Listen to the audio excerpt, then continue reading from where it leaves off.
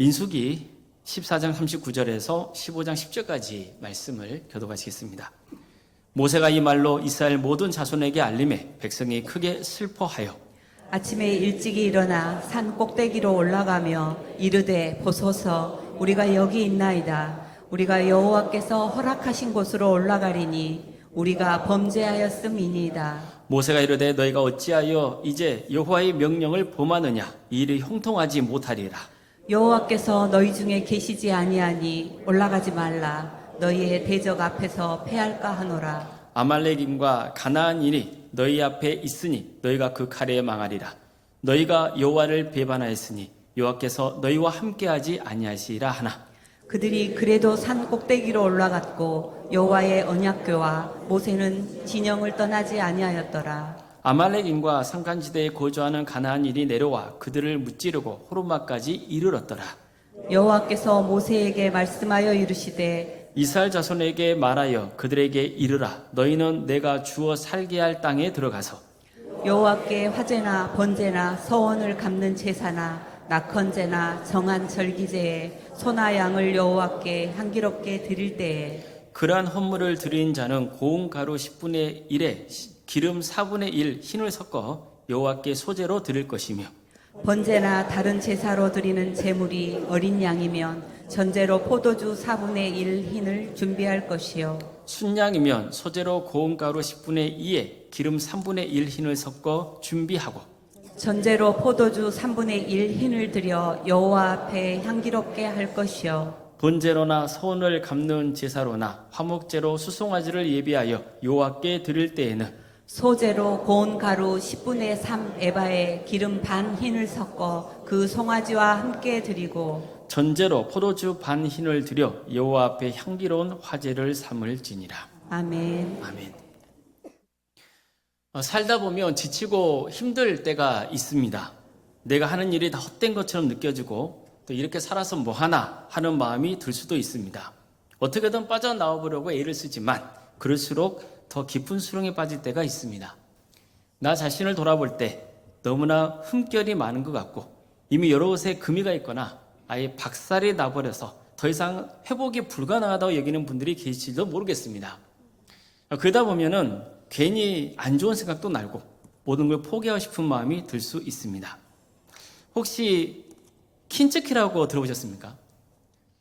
킨츠키는요, 일본의 도자기 복원 기술의 일종입니다. 전설에 따르면은 일본의 쇼군 아시카가 요시마사에게는 평소 아끼던 찻잔이 있었어요. 그런데 어느 날 그 찻잔이 깨지고 말았습니다. 너무 안타까워서 그 찻잔을 중국에 보내서 수선을 맡겼어요. 그런데 수선을 마치고 돌아온 찻잔을 딱 보니까 그 금간 부분에 금속 꺽쇠들을 막 박아놔가지고 모양도 흉하고 마음에 안 들었어요. 그래서 이번에는 일본인 도예가에게 찻잔을 맡겼습니다. 그러자 그 도예가는요, 찻잔이 깨지고 금이 간 자리를 억지로 가리려 하지 않고 그 깨진 부분을 금으로 이어 붙였어요. 수리를 다 마친 찻잔을 본 요시마사는 감탄을 그치 못했습니다. 깨진 부분을 금으로 이어 붙였더니 찻잔이 너무 아름답게 보였던 거예요. 게다가 금이잖아요. 그러니 찻잔의 가치가 높아질까요? 낮아질까요? 예, 당연히 높아지는 거예요. 이 킨츠키 기법은요, 지금도 사용되는 도자기 보온 기술의 하나입니다. 그 킨츠키 기법으로 만들어진 도자기 한번 보실까요? 어떻습니까? 깨진 거잖아요. 예, 그런데도 불구하고 금으로 입히니까 벌써 갖고 싶으시죠? 예, 이런 거예요. 이처럼 깨진 도자기일지라도 어떤 사람의 손길이 닿아서 수선되느냐, 또 어떤 재료를 사용해서 이어붙이고 꾸미냐에 따라서 가치가 높아지는 귀한 예술품으로 승화될 수 있는 거죠. 이스라엘 백성들도 바닥에 내던져서 박살이 나버린 찻잔과 같았어요. 그들은 하나님의 은혜로 지긋지긋하고 고통스러웠던 노예 생활에 드디어 마침표를 찍습니다. 이제는 노예가 아니라 뭐예요? 자유인이 된 거예요. 하나님은 그들에게 가나안 땅을 주겠다고 약속하셨어요. 그 땅에서 하나님의 뜻에 순종하면서 잘 살면 하나님께서 풍족한 은혜를 내어주겠다고 약속도 하셨어요. 따라서 이스라엘 백성들에게 가나안 땅은 소망의 땅인 거죠. 드디어 백성들은 애굽에서 나온 지 1년이 지나고 가나안 땅을 향해 행진을 시작했습니다. 처음에는 분위기가 괜찮았어요. 그런데 얼마 못 가서 공동체에 금이 가기 시작하는 거예요. 균열이 생겼습니다. 그들은 악한 말로 불평했어요. 소망의 땅을 향해 가면서도 자꾸 뒤를 돌아보는 거예요. 어디를 그리워하기 시작하는 거예요? 애굽 땅을 그리워해요. 모세의 영적 권위에 도전하는 일도 있었어요. 그럴 때마다 하나님께서는 징계하셨어요. 그래서 정신을 바짝 차리게 하셨습니다. 우여곡절 끝에 드디어 가나안 땅 목전에 도착했습니다. 이제 가나안 땅으로 들어가서 정복하는 일만 남았어요. 하지만 백성들은 그 전에 먼저 각 지파별로 정탐꾼을 선발해서 가나안 땅을 미리 살펴봐요. 선발된 12명 정탐꾼들은 40일간 정탐을 마치고 돌아와서 백성들에게 보고했습니다. 10명의 정탐꾼은 가나안 땅이 적과 꿀이 흐르는 땅인 건 맞지만 그 땅에 들어갔다가는 우리는 다 망할 것이다. 이렇게 경고했어요. 왜요? 가나안 땅에 사는 백성들이 너무 강하다는 거예요. 우리는 그들과 붙어봤자 끝장날 거라는 거예요. 그래서 가서는 안 된다고 주장했던 거예요. 그자 그 말된 백성들은 밤새 통곡했습니다. 절망했던 거예요. 게다가 가나안 땅 정복을 이제 포기하게 이르는 거예요. 그들은 새로운 지도자를 세워서 애굽 땅으로 돌아가려고 했습니다. 하지만 나머지 2명의 정탐꾼이 여호수아와 갈렙은 다른 주장을 하죠. 하나님 말씀대로 가나안 땅은 정말 아름답더라는 거예요. 하나님께서 기뻐하시면 그 땅을 우리에게 주실 것이다. 가나안 거민들을 두려워하지 말자. 담대하자. 저들은 우리의 밥이다. 먹이다. 이렇게 주장했어요. 하지만 잘마의 늪에 빠진 백성들은 여호수아와 갈렙을 돌로 쳐 죽이려고 했습니다. 결국 이 사건 때문에 하나님께서는 이스라엘을 심판하신 거예요. 여호수아와 갈렙을 제외하고 20세 이상의 성인들은 모두가 가나안 땅에 들어가지 못하고 광야에서 생을 마쳐야 한다고 명하신 거예요. 단 20세 미만의 사람들, 즉 이스라엘의 다음 세대들, 그들은 40년 지난 다음에 가나안 땅에 들어가서 살게 해주겠다고 약속하시죠. 그제서야 백성들은 땅을 치며 후회하며 통곡하는 거예요. 지금이라도 가나안 땅을 정복하러 들어가자, 그런 사람들이 있었어요. 하지만 모세는 간곡히 말립니다. 그때 이런 말을 해요. 너희가 어찌하여 이제 여호와의 명령을 범하느냐? 이 일이 형통하지 못하리라. 여호와께서 너희 중에 계시지 아니하니 올라가지 말라. 너희의 대적 앞에서 패할까 하노라. 이처럼 그는 하나님이 함께 하시지 않기 때문에 어차피 패할 것이니 힘들지만 이 상황을 받아들여야 된다고 강하게 설득했어요. 하지만 백성들은 또 이번에도 말을 안 들어요. 끝까지 고집을 부리고 기어이 가나안 땅으로 들어갔어요. 그래서 어떻게 됐습니까? 피하고 만 거예요. 가나안 땅에 들어가라 할 때는 못 들어가겠다고 하고, 이제 가나안 땅에 들어가지 말라 그러니까 뭐 하는 거예요? 또 들어가겠다고 하고. 하여간 말을 안 들어요. 너무 말을 안 듣는 거예요. 그래서 또다시 비근을 맞게 된 거예요. 이처럼 이스라엘 백성들은 완전히 추락하고 말았어요. 바닥에 내던져져서 박살이 나버린 찻장이 되고 만 거예요. 이게 민수기 13장에서 14장까지 전하고 있는 내용입니다. 그런데요, 민수기 15장에 딱 들어가면 분위기가 확 바뀌어버려요. 갑자기 하나님께서 제사에 관한 규례에 대해서 말씀을 전하십니다. 지금 우리로 치면은 예배에 대해서 가르쳐 주시는 거예요. 자, 그렇다면 왜 이스라엘의 반역과 심판 사건이 있은 다음에 뜬금없이 하나님께서는 갑자기 제사 규례에 대해서 말씀하신 걸까요? 그걸 이해하려면요, 하나님께서 이 말씀을 직접적으로 누구에게 전하고 있는지를 보는 게 중요합니다. 하나님은 모세에게 이렇게 말씀하세요. 이스라엘 자손에게 말하여 그들에게 이르라. 너희는 내가 주어 살게 할 땅에 들어가서, 이렇게 말씀하시는 거예요. 보세요. 누구에게 말씀하고 있죠? 장차 가나안 땅에 들어가서 살게 될 다음 세대에게 말씀하고 있는 거예요. 하나님께서는 20세 이상의 성인은 가나안 땅에 못 들어간다 하셨잖아요. 대신 20세 미만의 사람들, 또 광야에서 태어난 자녀들은 40년 후에 가나안 땅에 들어가게 해주겠다고 약속하셨잖아요. 바로 그 약속이 이미 실현된 것을 가정하고 가나안 땅에서 어떻게 하나님을 예배해야 되는지에 대해서 가르쳐 주신 겁니다. 하나님은 제물을 바칠 때 고운 가루, 또 기름, 포도주도 함께 드리라 했어요. 여기서 고운 가루, 기름, 포도주는 광야에서는 쉽게 얻을 수 있는 게 아니에요. 어디에 들어가야 얻을 수 있는 거예요? 가나안 땅에 들어가야 얻을 수 있어요. 가나안 땅의 백성들이 들어가서 그곳에서 씨를 뿌리고 열매를 거둬야 돼요. 그래서 얻을 수 있는 거예요. 따라서 이 말씀은 뭐예요? 40년 후에 있게 될 일. 즉 이스라엘 자손들이 가나안 땅에 들어가서 정착해서 살게 되는 상황을 미리 가정하고 하나님이 말씀을 전하신 겁니다. 자, 그렇다면 왜 하나님께서 이스라엘의 반역과 심판 다음에 이 말씀을 전하셨는지 그 이유를 알 수 있죠. 이스라엘 백성들에게 위로와 소망을 주기 위해서였던 겁니다. 다시 말해서 하나님의 말씀과 직접 관계와 대상은 장차 가나안 땅에 들어가야 될 자손들이에요. 그렇지만 동시에 가나안 땅에 들어가지 못하고 광야에서 생을 마쳐야 하는 그 세대를 향해서도 위로와 소망을 주기 위해서 이 말씀을 전하셨던 거예요. 가나안 땅에 들어가지 못하게 된 백성들은 지금 어떤 상황이겠어요? 기쁘겠어요? 슬프겠어요? 슬프죠. 정말 절망스럽잖아요. 아, 이제 내 인생 끝났다. 우리 가문 망했다. 이런 마음으로 가르쳐 있었단 말이죠. 보이는 현실이 너무나 비극적인 거예요. 그러니 얼마나 마음이 힘들었겠어요. 오히려 그렇잖아요. 직장에 가도 집에 들어가도 도대체 소망이 보이지 않아요. 내 인생이 지금보다 별로 나아질 기미가 보이지 않아요. 다 금이 가고 깨진 찻잔처럼 보이는 거예요.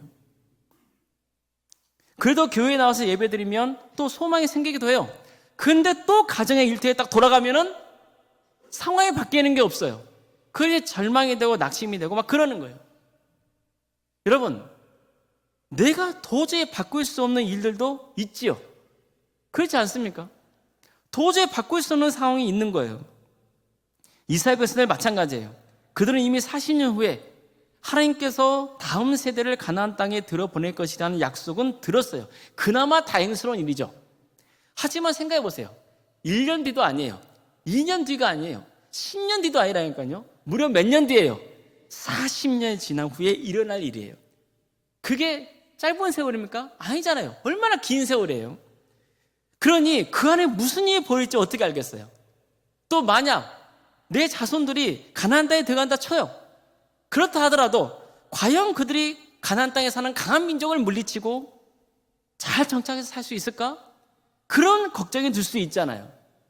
그런데 보세요. 하나님은 이 제사 규례에 대해서 가르쳐 주시면서 그들 자손들이 가나안 땅에 들어가서 잘 정착해서 살게 될 것이라는 것을 미리 가정하고 말씀을 전하고 있는 거예요.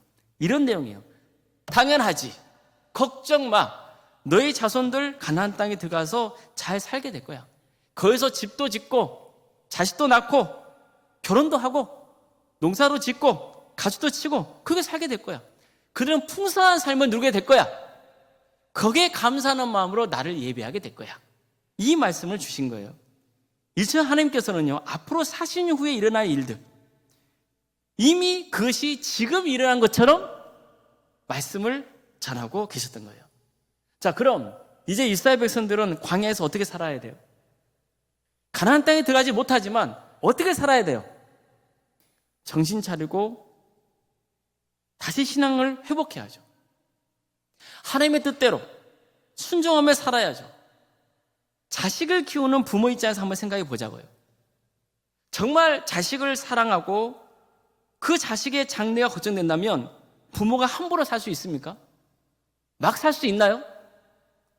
설령 내가 여태까지 인생을 잘못 살아서 여기저기 금이 가고 깨져버린 찻잔처럼 되어 있다 하더라도 내 자녀손들을 보면서 나 같은 삶을 물려주지 말아야 한다는 다짐을 해야 되지 않습니까? 그래야 되잖아요. 이스라엘 백성들 마찬가지예요. 그들은 비록 하나님께 불순종해서 하나님이 약속하신 가나안 땅에 들어가지 못하게 되었지만 그렇다고 해서 자포자기하게 하고 그냥 인생 다 끝난 것처럼 살면 되겠습니까? 계속해서 불평하고 원망하고 그걸 입에 달고 살면 되겠습니까? 그러면 안 되는 거죠. 비록 가나안 땅에 들어가지는 못하는 상황은 바꿀 수 없지만 적어도 내 자녀 손들만큼은 가나안 땅에 들어갈 수 있다는 소망을 품고 정신 차리고 똑바로 살아야죠. 따라서 오늘 본문은요, 이스라엘 백성들에게 위로와 소망을 주는 말씀이면서도 동시에 도전을 주는 말씀인 거예요. 자손들에게 신앙이 본이 되는 삶을 살아가야 한다는 거예요. 장차 가나안 땅에 들어가서 살게 될 백성들도 하나님의 말씀을 믿고 가나안 땅에 들어간다는 확신을 가져야 돼요. 절대 부모 세대가 저지른 잘못을 또다시 반복하면 되면 안 돼요. 안 되는 거예요. 부모 세대는 끝에 가면 불평하고 원망했어요. 가나안 땅을 주겠다는 하나님의 약속을 믿지 못하고 애굽으로 돌아가려고 했어요. 이런 부신앙적인 삶을 답습하면 안 되는 거예요. 우리 주변에 그런 사람이 있잖아요. 혹시 우리일 수도 있어요. 끄떡하면 부모 탓하는 사람이 있어요.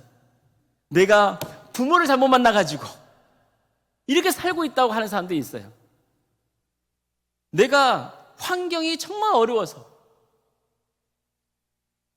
그러면서 세상 원망하고 불평하면서 지금 자신의 인생을 한탄하는 사람도 있어요. 내가 이렇게 잘못된 결과가 다 조상 탓이에요, 부모 탓이에요. 설령 하나님을 믿지 않는 사람들이야 그런 말 할 수 있다 쳐요. 그러나 하나님을 믿는 사람은 어떻습니까? 그러면 됩니까? 안 됩니까? 안 되는 거예요. 왜요? 하나님을 믿는 사람은 하나님의 자녀가 된 거잖아요. 새로운 삶을 살게 되는 거잖아요. 설령 부모가 나에게 안 좋은 일을 행했다 할지라도, 상황이 안 좋았다 할지라도 나는 그것을 끊어내야죠. 답습해서는 안 되죠. 그런데도 여전히 교회를 다니고 신앙생활 한다는 사람들이 부모 탓하고 있단 말이에요. 환경 탓하고 있단 말이에요. 그건 잘못된 거예요. 가나안 땅에 들어가서 살게 될 이 세대를 보세요. 그들이 가나안 땅에 들어가면 어떻게 해야 돼요? 그들의 부모 세대처럼 살면 돼요, 안 돼요? 안 되는 거예요. 반드시 하나님의 말씀에 순종하며 살아야 됩니다. 예배자로서 살아가야 돼요. 하나님이 베푸신 은혜에 감사하며 살아가야 되는 거예요. 광야에서 지낼 때에도 늘 가나안 땅을 꿈꾸며 살아가야 돼요. 아니, 이미 나는 가나안 땅에서 살고 있다고 하는 그 믿음을 가지고 광야에서도 하나님의 뜻에 순종하며 살아가야 되는 거예요. 다음 주에 살펴보겠지만요, 이스라엘 백성들은 이런 하나님의 뜻은 또다시 거스르고 반역을 일삼아요. 얼마나 안타까운지 몰라요. 더 나중에 역사로 가보잖아요. 그러면 가나안 땅에 들어간 그 세대들, 그 후손들 또다시 그들의 조상들이 저질렀던 그 불신앙의 길을 가는 거예요. 그게 얼마나 안타깝습니까? 어느 인생도 흥결없는 인생은 없습니다. 정도의 차이만 있을 뿐 여기저기 다 금이 가 있고 어떤 경우는 완전히 박살난 경우도 있어요. 자, 그럼 어떻게 해야 됩니까? 그냥 포기하며 살아야 됩니까? 대충 깨진 부분 테이프로 붙이면 됩니까? 본드로 막 대충 붙이면 되나요? 그냥 박살난 거 냅둬버리면 됩니까? 제가 앞에서 말씀드린 킨츠키를 다시 한번 떠올려보십시오. 깨진 찻잔이 누구의 손길에 닿아서 수선되었느냐, 어떤 재료를 사용해서 꾸미느냐에 따라서 그 찻잔의 가치가 놀라보게 달라지는 거예요. 삶도 마찬가지입니다.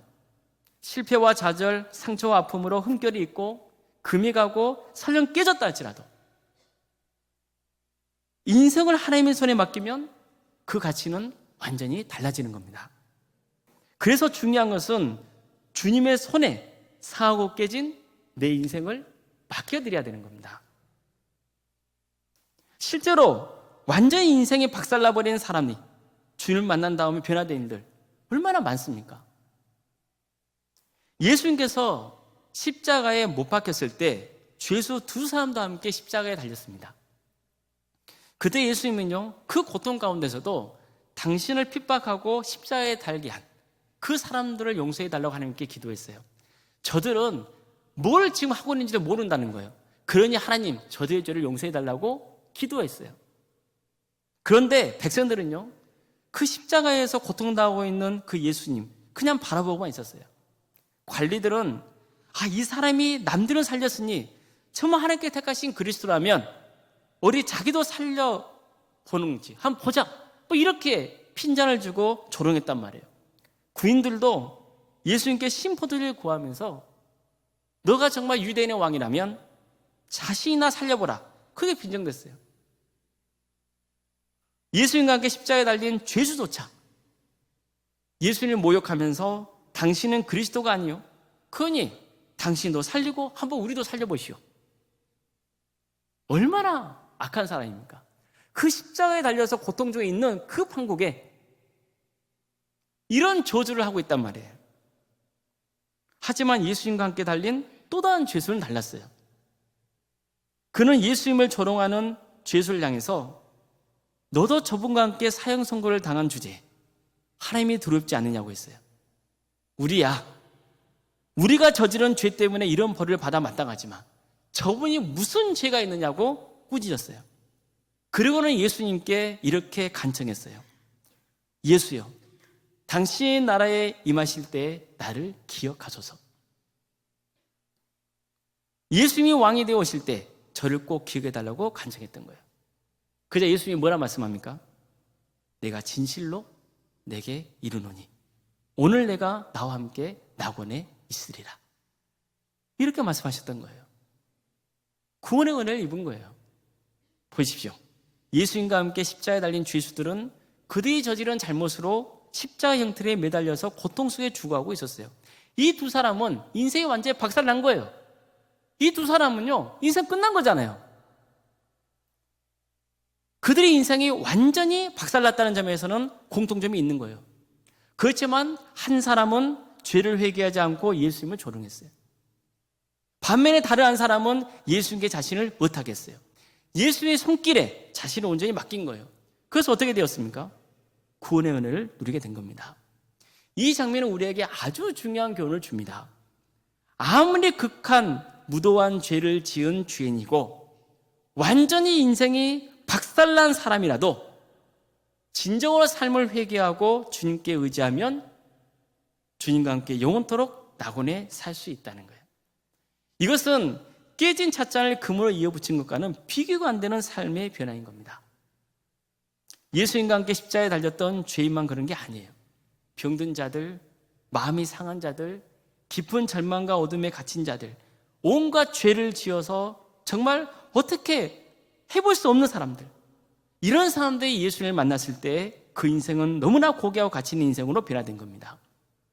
우리는 어느 순간 내가 잘못된 길로 들어섰다는 생각이 들 때가 있어요.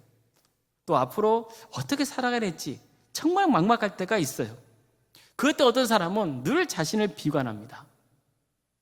시대를 잘못 만났다고 그럽니다. 부정적인 말부터 합니다. 원망합니다. 불평합니다. 계속해서 두려워하고 좌절합니다. 다 끝났다고 생각해요.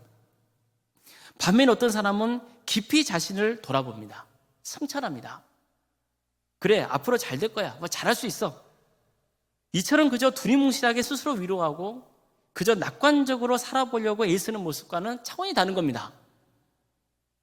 정말 하나님 말씀에 비춰서 내가 무엇을 잘못했는지, 내가 이제 어떻게 인생을 살아가야 될지를 진정하게 돌아보는 것, 이게 정말 중요한 겁니다. 하나님이 가나안 땅에 들어가지 못하게 된 이스라엘 백성들에게 요구하신 것도 사실은 이거예요. 그들은 진지하게 자신을 돌아봐야 돼요. 하지만 그들은 어땠나요? 하나님께서 가나안 땅에 못 들어간다, 이미 정하신 줄에 불구하고 그냥 말로만 하나님께 죄 지었다고 하고는 스스로 막 용기를 붙들어서 가나안 땅에 들어갔던 거예요. 그래서 어떻게 됐습니까? 패하고 말았습니다. 그건 용기가 아니에요. 진짜 용기는요, 하나님의 뜻에 순종하는 거예요. 진정으로 자신을 돌아보는 거예요. 주님께 삶을 맡게 되는 용기가 진짜 용기 있는 삶의 모습입니다. 이런 사람에게 세상에 알 수 없는 하나님의 평안이 임하는 거예요. 정도의 차이만 있을 뿐 누구나 사람은 고난을 당해요. 실패와 좌절의 과정을 겪습니다. 사실 인생을 살수록 우리는 계속해서 꺾여가게 되어 있습니다. 그렇지 않습니까? 어느 누구도 예외가 아닙니다. 그럴 때 어떤 사람은 고난을 회피하려 하고 실패를 부정하려고 합니다. 내가 왜 이러지? 왜 이러지? 그럽니다. 끝까지 자기 고집대로 삽니다. 자기 중심처럼, 자기가 중심인 것처럼 살아가는 거예요. 그렇지 않습니다. 우리 인생의 중심에는 하나님이 계십니다. 하나님이 열어주셔야 들어갈 수 있습니다. 하나님이 닫으시면요, 어느 누구도 못 들어갑니다. 이걸 받아들이는 게 진짜 용기 있는 믿음의 삶인 거예요. 이스라엘 백성들은 하나님께서 가나안 땅에 들어가지 못하게 막으셨다는 것을 받아들였어야 돼요. 그걸 받아들여야 되는 거예요. 비록 광야에서 생을 마친다 하더라도 그것이 하나님의 뜻이면 순종하는 거예요. 그러나 자기 결단을 바꿀 수 있는 것도 있어요. 뭡니까? 삶을 회개하고 다시 하나님께로 돌아오는 거예요. 하나님을 바라보는 거예요. 하나님 뜻에 합당한 삶을 살아가는 거예요. 그거야말로 하나님께서 기뻐하시는 삶입니다. 비록 그 자리가 내가 원했던 가나안 땅은 아니에요. 광야라 할지라도 하나님이 그런 인생을 사는 사람을 위로하시며 축복하시는 거예요. 그에게 또 새로운 축복의 길을 열어주십니다. 신학자 라헤놀드 리버라는 사람이 있어요. 이분이 이런 기도문을 남겼어요. 하나님, 바꿀 수 없는 것은 받아들일 수 있는 평온함을, 바꿀 수 있는 것은 바꾸는 용기를, 그리고 그 둘의 차이를 분별하는 지혜를 주옵소서. 바꿀 수 없는 것은 받아들일 수 있는 그 평온함을 달라는 거예요. 바꿀 수 있는 것은 바꿀 수 있는 용기를 달라는 거예요. 그런데 우리는 무지하고 연약해요. 그래서 이 둘의 차이를 잘 분별할 수 있는 하늘의 지혜를 달라는 거예요. 우리 모두가 내 인생을 주관하시는 하나님의 손에 나를 맡겨드리고, 정말 바꿀 수 없는 것은 받아들이고, 또 바꿀 수 있는 것은 바꿀 수 있는 그런 용기를 발휘할 수 있기를 바랍니다. 하나님은 비록 금이 가고 박살난 인생이라도 가장 아름답고 가치 있는 인생으로 변화시킬 수 있는 능력이 있는 분이십니다. 그러니 우리는 누구를 의지하겠어요? 하나님을 의지하죠. 자신의 현실을 보고 비관하고 낙심할 게 아니고 하나님이 나를 귀하게 다듬어 가실 것을 믿으시기 바랍니다. 주님께 구원의 은혜를 베풀어달라고 간구하세요. 썩어진 세상의 나라를 바라보고 다른 사람들과 나를 비교하고, 그래서 인생을 망치지 마세요. 성경에 나와 있어요. 시기하는 것은요, 사람의 뼈를 썩게 한다 그랬어요. 시기 질투는 사람의 뼈를 썩게 한다니까요. 그러지 말고 하나님께 인생을 맡겨드리고 세상에 하나밖에 없는 나, 이 나를 하나님께서 고귀하게 다듬어 가시고 왕성시켜 가시는 그 과정을 우리는 즐길 수 있기를 바랍니다. 그래서 하나님 보시기에 가장 고귀하고 아름다운 보석 같은 복된 인생을 살아가시기를 주님의 이름으로 축원합니다. 기도하시겠습니다.